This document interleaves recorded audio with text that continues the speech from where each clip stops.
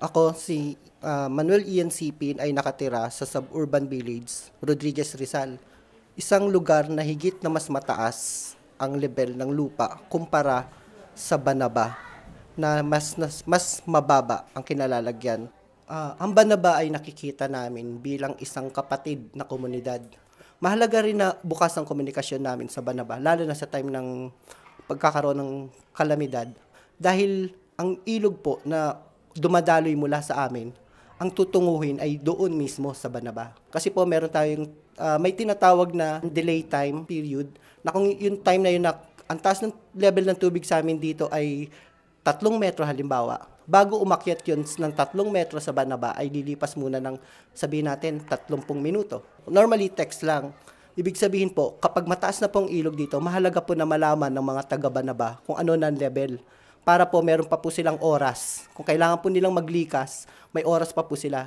Stewardship on DRR or ang pagiging katiwala sa paghahanda kontra peligro or kontra sakuna.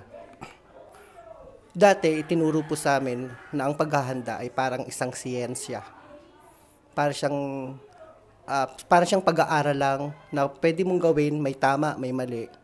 Pero nakikita po na hindi pala dapat ganun lang. Dapat lalagyan ng parang espiritu or kaluluwa, yung siyensya. At doon po pumasok yung stewardship. Yun, nung nakilala po namin, unang nawala po yung sa aspeto ng politika. Sa grupo po namin magkasama yung mga supporters ng ibang faction at supporters. At yung mga grupo po na hiwalay-hiwalay, pinagsama-sama po lahat yun. Naging bahagi sila ng isang team. Doon unti-unti po nakita namin na, teka lang, marami nga kaming kahinaan pero mas marami pa rin kakayahan. At nakita namin yun nga, sa pamamagitan ng stewardship, teka lang, hindi naman pala natin kailangan gawin to. Dahil may hinihintay tayong kapalit. At hindi naman pala natin kailangan gawin to. Dahil tungkulin natin to. Pwede pala natin gawin to dahil bahagi to ng buhay natin. Yung normal siya.